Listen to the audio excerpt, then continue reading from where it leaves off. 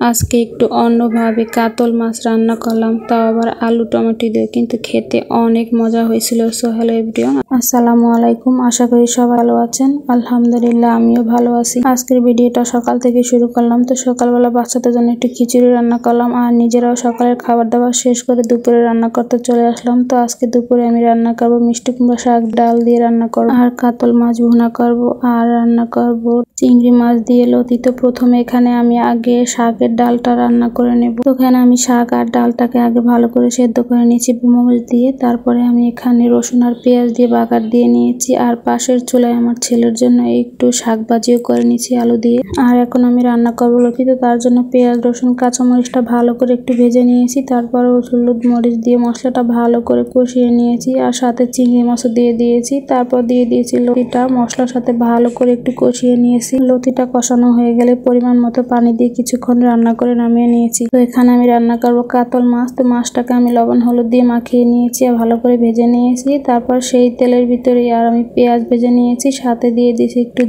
জিরা আর পেঁয়াজটা ভালো করে ভাজা হয়ে গেলে আমি একটা বাটিতে তুলে নেব, আর শিলপাটা ভালো করে একটু বেটে নেব। পেঁয়াজ আর জিরা ভাজার সেইতে ভিতরেই আমি দিয়ে দেব আলু, দিয়ে দেব হলুদ মরিচের গুঁড়া আর একটু লবণ দিয়ে ভালো করে একটু তেলের ভিতরে আমি ভেজে নেব। বেশ কিছুক্ষণ তেলের উপরে আমি আলুটা ভেজে নেব সুন্দর করে। ভালো করে যখন ভাজা হয়ে যাবে তখন আমি এখানে কিছু পরিমাণ মতো পানি দিয়ে দেব। তো সেই পানির ভিতরে আমি আলু আর মশলাগুলো ভালো করে কষিয়ে নেব। যেহেতু এখানে অল্প পরিমাণ পানি দিয়েছি, অল্প সময়েই পানিটা টেনে যাবে আর সুন্দর করে আলুটা কষানো হয়ে যাবে। তো আলুটা যখন ভালো করে কষানো হয়ে যাবে, এরকম তেল উঠে আসবে, তখন আমি এখানে দিয়ে দেব পরিমাণ মতো পানি। আর এখানে আমি পানিটা দিব গরম পানি। পানিটা দিয়ে আমি কিছুক্ষণ রান্না করে নেব। তারপর আমি ভেজে রাখা মাছগুলো এক এক করে সব দিয়ে দেব।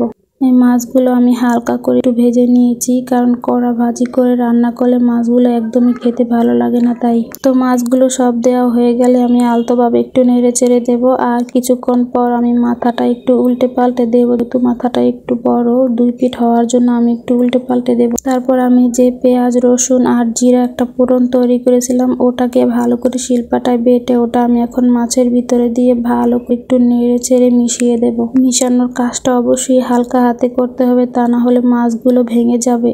এখন আমি দিয়ে দেব কিছু কাঁচামরিচ আর দিয়ে দেব টমেটো আর কাঁচামরিচটা দিয়ে আমি অল্প কিছুক্ষণ রান্না করে নেব, যতক্ষণ না পর্যন্ত টমেটোটা ভালো করে সেদ্ধ হয় আর মরিচটা থেকে একটু ঝাল বের হয়। আমি এখানে মরিচটা মাঝখান দিয়ে ভেঙে দিয়েছি যাতে একটু ঝাল বের হয়, তার জন্য। তো কিছুক্ষণ রান্না করার পর যখন ঝোলটা একদম কমে আসছে, তখন চুলাটা অফ করে নামিয়ে নিয়েছি। দেখতেই পাচ্ছেন আমার মাছের কালারটা মাশাআল্লাহ কত সুন্দর হয়েছে, আর খেতেও খুব মজা হয়েছিল। তো আজকের মতো ভিডিওটা এই পর্যন্তই। সবাই ভালো থাকবেন, সুস্থ থাকবেন। আল্লাহ হাফেজ।